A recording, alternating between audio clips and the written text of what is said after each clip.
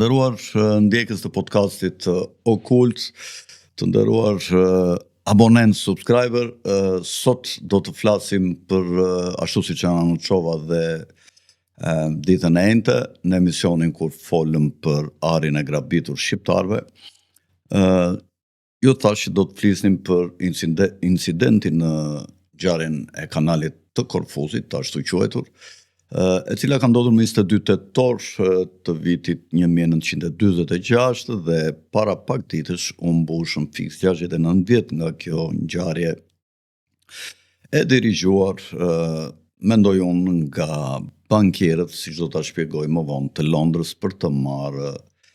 1126 kilogramar që kishin mbetur në Britani për t'u dhënë në Shqipërisë. Në mes të tetorit të vitit 46 mbaroi konferenca e tretë e paqes e Parisit e luftës së dytë botërore dhe pikërisht një javë mbas përfundimit të konferencës së paqes ose ndarjes së botës sipas dëshirës dhe sipas projektit të Iluminatit dhe të bankierëve, bota u nda në dy pjesë, u vendos një perde e ekurt dhe duheshin incidente si ky i Korfuzit që kjo ndarje dhe kjo perde sa e ekurt aq dhe e akullt të ndante dy botët, botën perëndimore me sistem politik pluralist dhe me ekonomi të lirë, tregu dhe me pronë private si bazë dhe superstruktura me pluralizëm, dhe nga ana tjetër lindja e cila do të kishte superstrukturë vetëm një parti politike, pra syrin gjithpamës shtetin komunist, siç duan ta bëjnë tashi,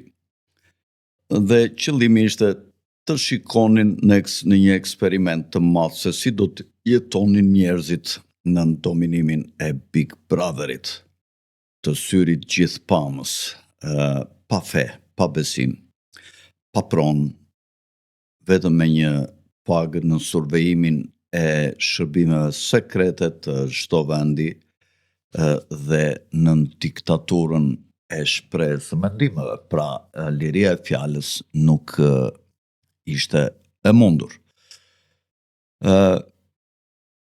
Ç'a ndodhi në fakt? Dua të them dy fjalë në lidhje me atë emisionin që bëra për rrëmbimin e arit. Ka shumë njerëz që s'janë kompetentë dhe bëjnë kot atje sikur dinë shumë. Kur thashi që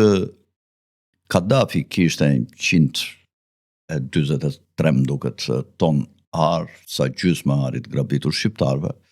duhet kuptojmë që ose Argentina 64 ton ar, duhet kuptojmë që ky nuk është ari i gjithë ari që këto vende kanë brenda, sepse sigurisht privatët, në qoftë se do mblidhet gjithë ari privatëve, siç u mblodh në Shqipëri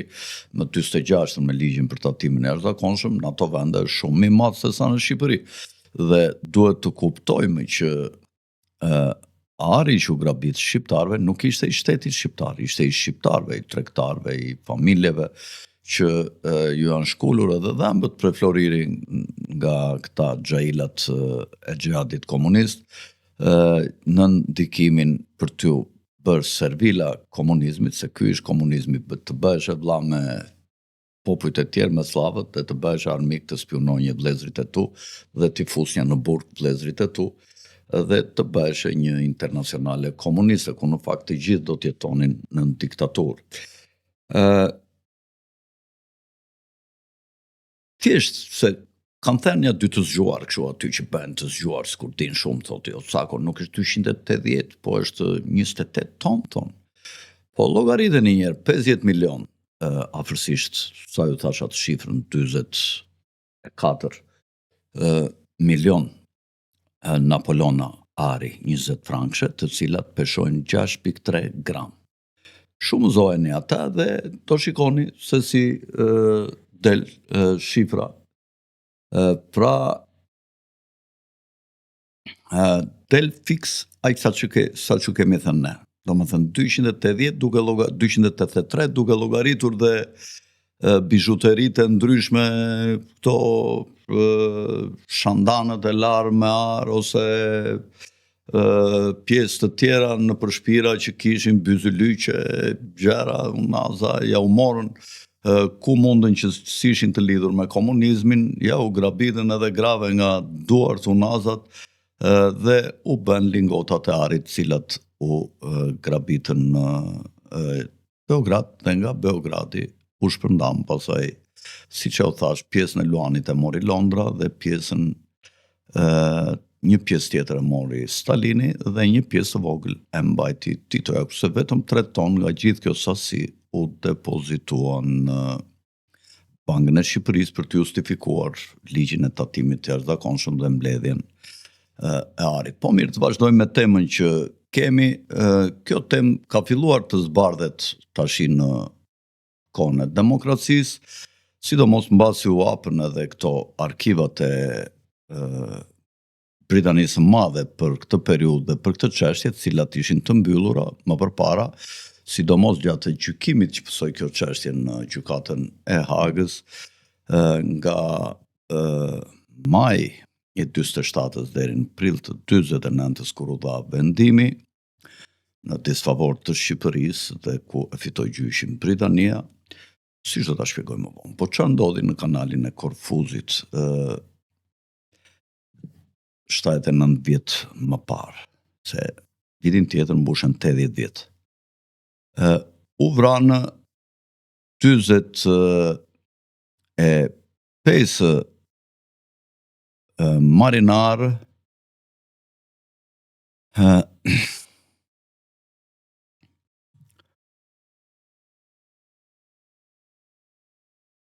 minimi i gjirit Sarandës u realizua nga aprovimi në nivelet e larta me djenin edhe të sigurisht kryeministrit shqiptar Enver Hoxha, ja ku kini kanalin e Korfuzit, me vija të ndërprera është territori ujor i Shqipërisë që i përket krahut të djathtë dhe aty ku duken ato 2 njollat, ato 2 pikat, ka ndodhur incidenti para ose pak më në veri se manastiri St. Georgios që ndodhet në jug të Sarandës. Si që shikoni në artë, ka dhe arta të tjera, disa arta të tjera që duhet të na jap regjia. Në këtë incident humbën jetën 45 oficerë dhe marinsa dhe 42 të tjerë u plagosën. Regjia kini ata anjen, foton e anjes të shkatruar, që ju kam dhe një anje të shkatruar. Dhe njëkohësisht, kjo është bërë dhe me djenin e shërbimit sekret britanik dhe të marinës, ja ku është fotoja e njerëz për destroyerëve të shkatruar pasi asin në minat detare, të cilat do t'i shpjegojmë se çfarë ka vendosur. Por më përpara, në datën, kjo vendos në atë që quhet kanali i Medrit. Më përpara, në muajin maj, 15 maj në mos gaboj, në kanalin e Otrantos, viti 46, kishin kaluar disa anije luftarake britanike, të cilat u qelluan me një artilleri bregdetare nga bregu i Shqipërisë për 7 minuta, ku odhën rreth 100 predha paralajmëruese. Nuk u goditën, por u qellua përpara vijës së lëvizjes së anijeve. Në 21 shtator të vitit 1946, komanda e flotës mbretërore britanike pyeti, pra një ditë përpara se të ndodhte incidenti, pyeti kryekomandantin e flotës mbretërore luftarake në detin Mesdhe, admiralin Sir Algernon Osborne Willis, Nëse ndonjë anije britanike flotës së tij kishte kaluar përmes kanalit Korfuzit që nga gushti vitit 46. Pra para 2 muajve. Kjo është me 21 tetor, e ka pyetur për shtator, gusht, edhe tetorin, duke përfshirë 20 tetorin.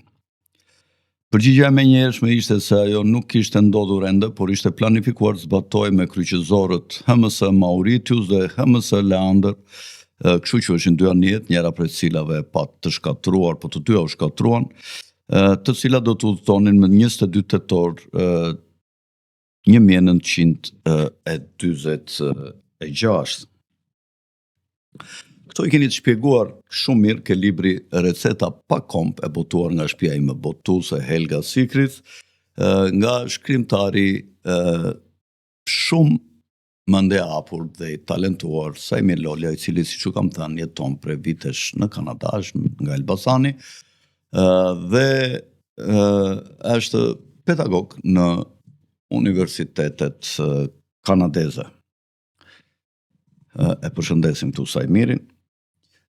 Në fund të 44 dhe gjatë vitit 1945, flota britanike, thot studiuesi Sajmir Lolja, kishte pastruar kanalin e Korfuzit nga minat e shumta gjermane deri në verit të Adriatikut në Dalmaci. Pra dhe këtë korridorin metri ku ndodhi incidenti përballë gjirit Sarandës. Në vitin 45, Britania i pastroi të gjitha minat detare të hedhura nga Gjermania në detin Adriatik dhe kanalin e Korfuzit, dhe rreth 100 mina gjermane të hequra nga fundi i detit i la në portin e Shibenikut të Jugosllavisë së tretë në Kroaci. 103, me përsaktësi, i la në Shibenik. Dhe sigurisht që Britania i kishte magazinuar dhe dokumentuar këtë sasi minash.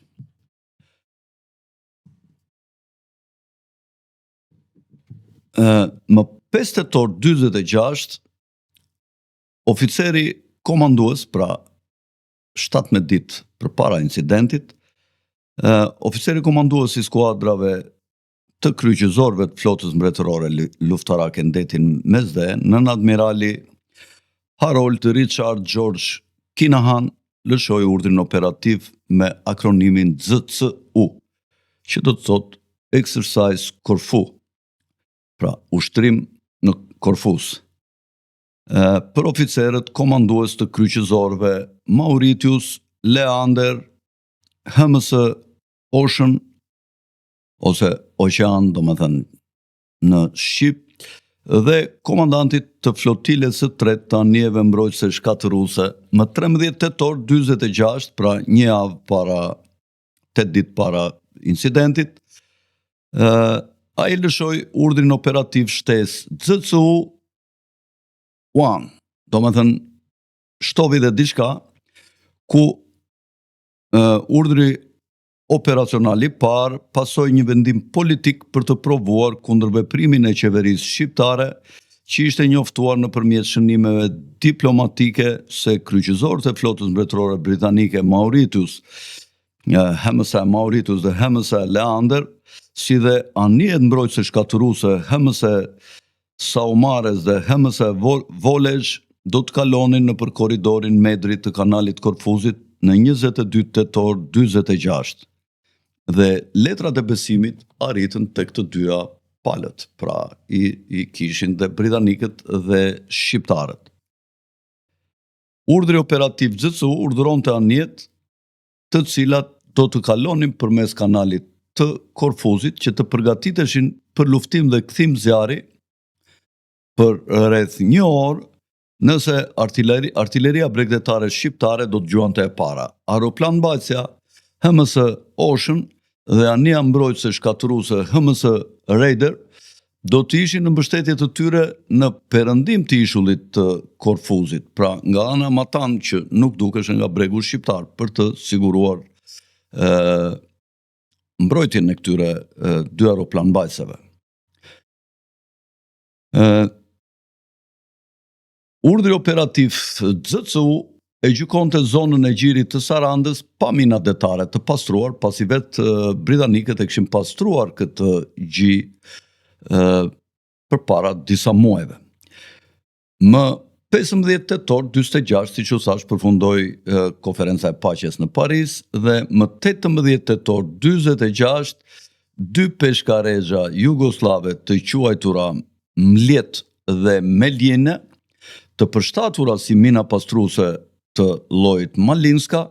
lanë portin e Shibenikut në Dalmacinë qendrore të Jugosllavisë me drejtimin për në jug. Aty ato kishin ngarkesa se cila nga këto 15 minat gjermane të llojit MC quheshin gjermanisht, ose britanikët i quanin me akronimin GY. Të dyja peshkarexhat kaluan dhe qëndruan në ishullin e Sazanit, ku aty u ngarkuan hipën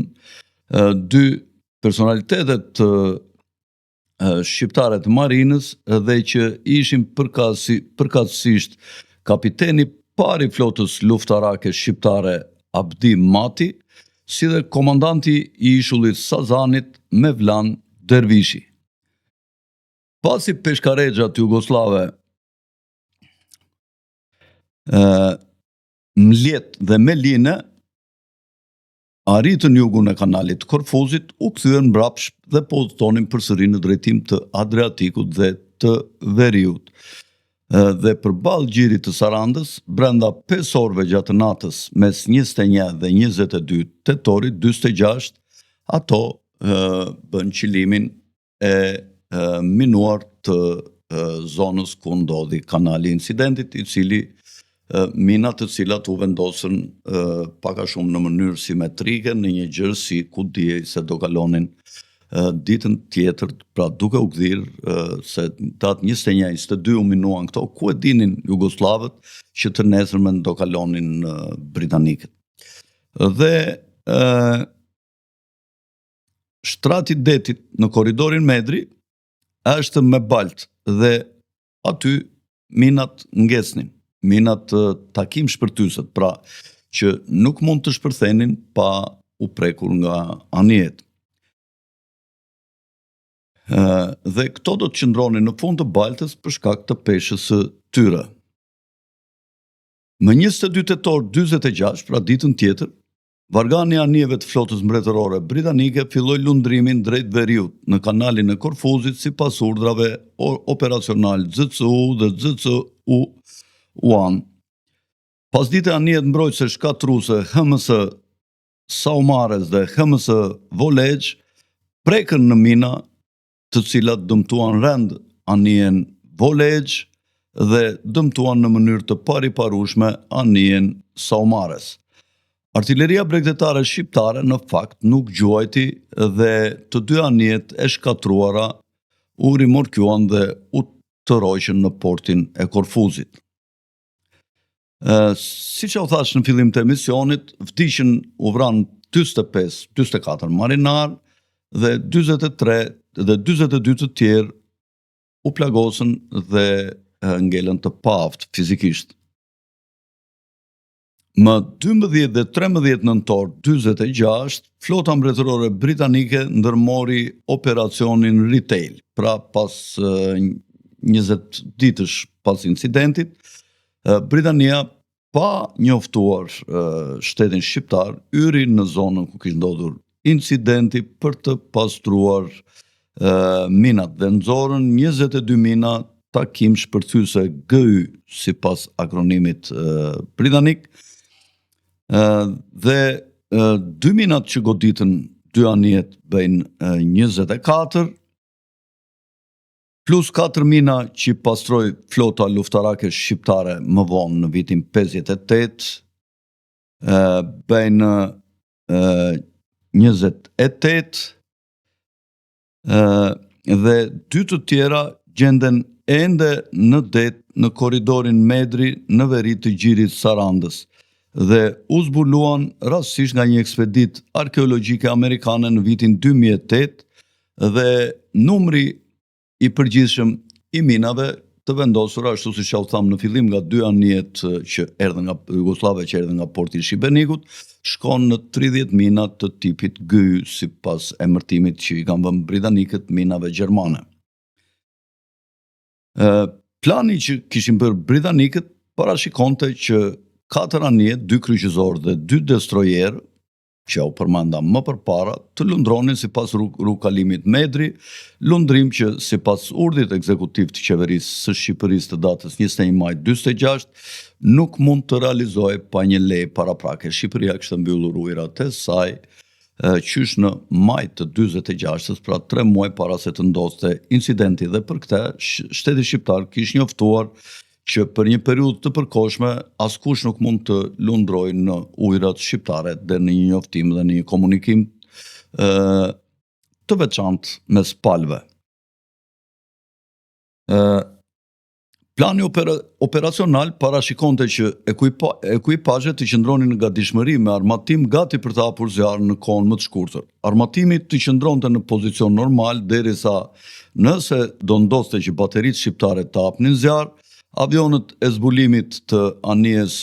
Ocean duhet të qëndronin në fluturim dhe në kontakt me 4 anijet, por jashtë territorit dhe ujërave territoriale të Shqipërisë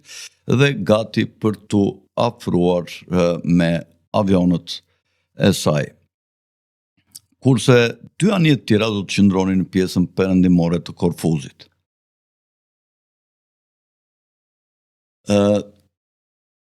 Siç u thash, britanikët e fituan gjyqin në lidhje me incidentin dhe u fajsua në gjykatën e Hagës, u fajsua Shqipëria, e cila nuk pranoi ta njihte fajin. Në gjykim, nga pala britanike mori pjesë prokurori i përgjithshëm i Britanisë së Madhe, Sir Hartley Shawcross, dhe kryeministër në atë kohë ka qenë Clement Attlee, dhe me shumë profesionalizëm dhe patriotizëm, Sir Shawcross mbrojti Britaninë. Dhe ai do t'i shkruante mbas përfundimit të gjyqit kryeministrit Attlee, duke i bërë indirekt një kritik që edhe ai kishte fajin në këtë incident që ndodhi, duke i thënë si shihet, ne mbajmë dyshime të mëdha në lidhje me drejtësinë që është duke u bërë. Domethënë, pavarësisht se ne po na japin drejt, por ne kemi dyshime që kjo nuk është drejtësi, të cilat ne vetëm mund të justifikojmë me parimin: vendi im edhe po ka të drejtë, edhe po ka gabim, është vendi im dhe duhet mbrojtur. Ne të gjithë mendojmë se duhet të insistojmë që rrethanat të tilla si këto nuk duhen lejuar të përsëriten, zoti kryeministër.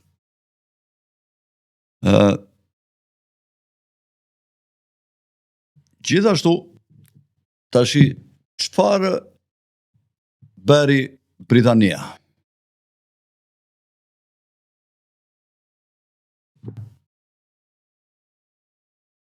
Do t'ju tregojmë se si është historia e arit gjerman që flasin njerëzit, ari gjerman që mori Gjermania, ari gjerman, ari gjerman. Ari që na morën britanikët. Para kapitullimit të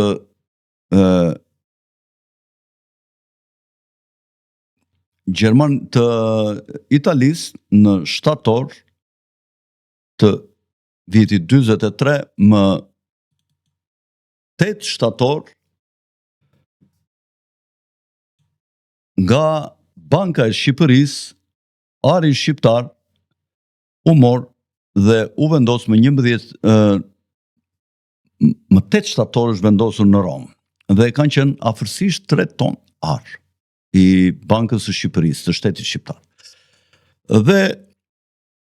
më 11 shtator Roma u pushtua nga gjermanët, pra 3-4 ditë më mbrapa, 3 ditë më mbrapa. Dhe në datën 17 shtator të vitit 43, këto 3 tonar u vendosën në Bankën Kombëtare Gjermane në Berlin. Dhe pak më vonë ato u vendosën në minierat e Kripës në Gjermani, në minierat e Kripës Merkers. Pas përfundimit luftës dytë botërore, aleatët e gjetën këtë sasjari aty dhe në dokumenta raportohet që janë gjetur të emërtuara sjari Shqipërisë 2721 kg ar shqiptar. Dhe Komisioni Trepalësh Britanish SBA France, që ishte komisioni për rikthimin e arit monetar pas luftës së dytë botërore, dëgjojeni mirë to që po ju them, përcaktoi se Shqipërisë i takonin vetëm 1121 kg ar nga 2721, pasi u mendua se Shqipëria kishte marrë nga Britania ndihma ekonomike dhe ushtarake në vlerën e një sasi ari prej afro 1600 kg ar. Pra, u njojt nga kjo sasi prej 2721, Shqipërisë ju njojt vetëm 65% e kësaj sasie dhe pjesën tjetër e mbajti Britania. Dhe kjo u mbajt në bankën e Anglisë në Londër. Gjykata ndërkombëtare e drejtësisë në Hagë, që gjykoi çështjen në fjalë deri në maj të vitit 49, kur u dha vendimi me 22 maj, më 9 prill 49, filloi me 22 maj 47, gjyqi dhe u dha vendimi më 9 prill 49. Nuk yrin analizë kush i vendosi minat, vetëm u përcaktua që minat nuk mund të ishin vendosur pa dijenin e Shqipërisë, dhe Shqipëria ishte fajtore që kishte lejuar të ndodhte ky incident, duke qenë se ishte njoftuar që do kalonin këto anjet në territorin shqiptar ku ndodhi incidenti. Dhe gjykata ndërkombëtare urdhëroi Shqipërinë të paguante një shumë prej 843.947 sterlina britanike. E dëgjuat mirë? 843.947 sterlina britanike. Qeveria shqiptare nuk e pranoi verdiktin që dha gjykata ndërkombëtare e Hagës, dhe si përgjigje qeveria britanike mbajti peng sasin prej 1121 kg ar, të cilat i vlerësoi me vlerën 630.000 sterlina britanike. Pra, nga 843.947 që ishte vendosur çmimi i dëmit nga gjykata për të paguar Shqipëria drejt Britanisë, Britania vlerësoi 1121.5 kg ar, i vlerësoi në 630.000 sterlina britanike. Pra, nga 630.000 në 843.000, ngelen edhe gati 213.000 sterlina britanike që Shqipëria mbeti borx nga kjo vlerë e dëmit të shkaktuar Britanisë prej gjykatës ndërkombëtare të Hagës. Nga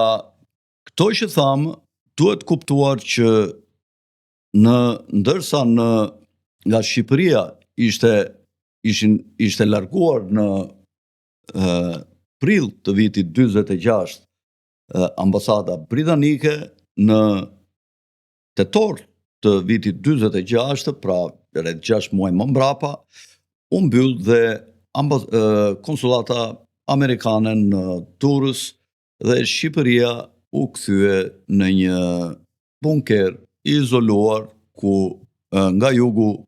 ishte izoluar nëpërmjet Greqisë, nga perëndimi nëpërmjet Italisë dhe komunikonte me botën nëpërmjet Jugosllavisë. Por shumë shpejt dhe Jugoslavia do të bashkoheshe me bllokun perëndimor, ndërsa Enver Hoxha urdhrua ose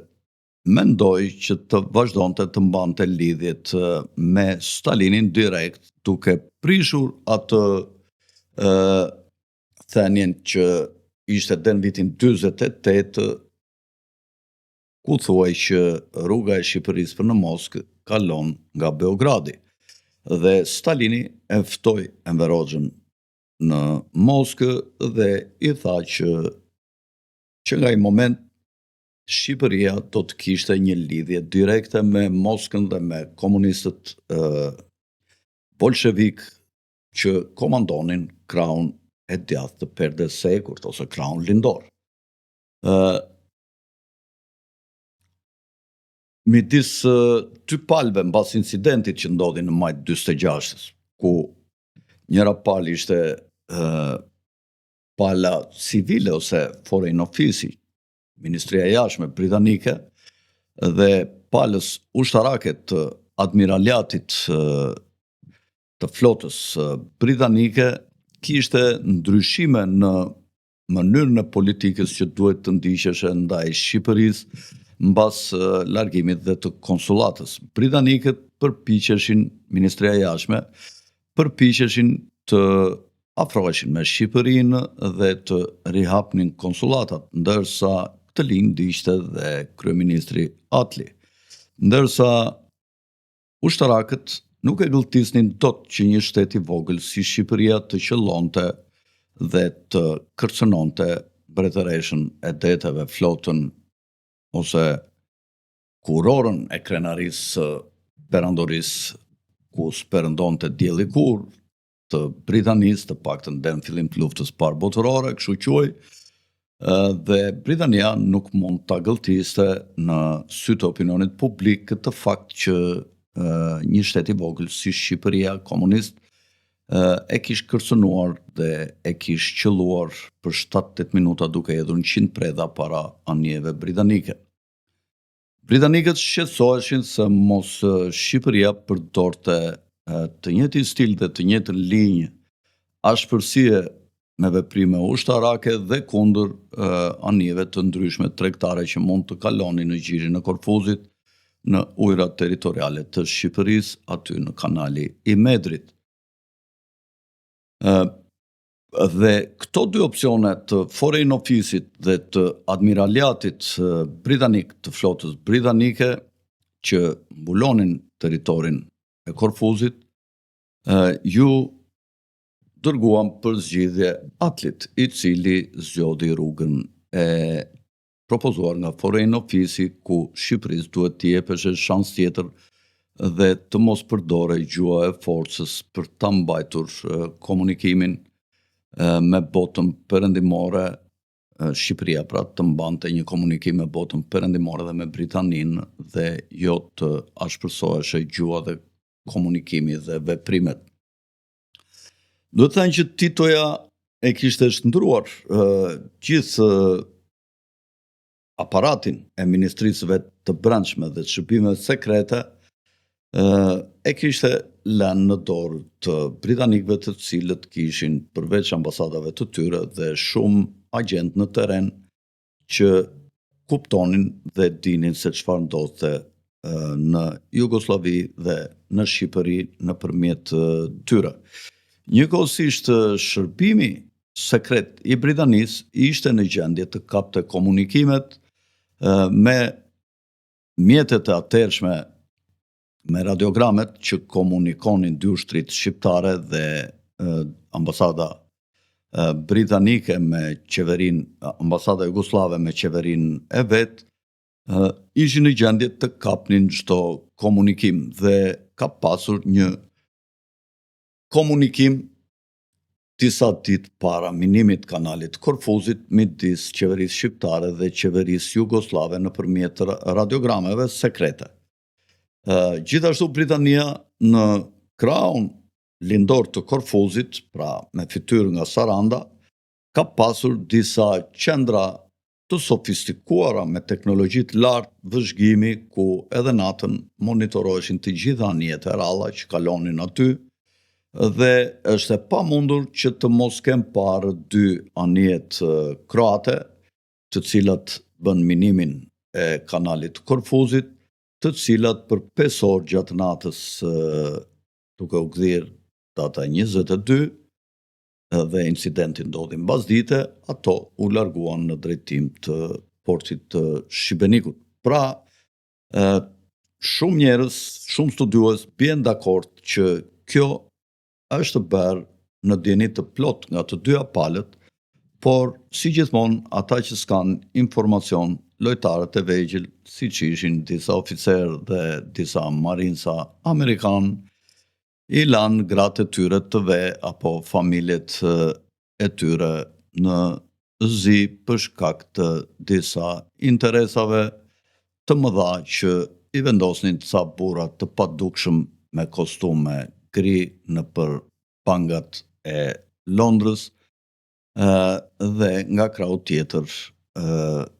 ishin lojtarë më të vegjël si Titoja, ndoshta ishte i përfshirë dhe Stalini, që ishte një lojtar i madh, dhe një lojtar i vogël ishte dhe Enver Hoxha. Kjo pra pak a shumë është ajo që ka ndodhur në incidentin e kanalit të Korfuzit, e cila është një ngjarje e pandrishuar mirë për të gjithë njerëzit dhe sidomos kjo puna e Arit, të cilën besoj që e kemi sqaruar sepse e ka sqaruar shumë mirë në libri Receta pa komp i shtëpisë time botuese Elga Sikric. Në këtë libër të mrekullueshëm ndodhen pak a shumë 100 vjet të historisë shqiptare, nga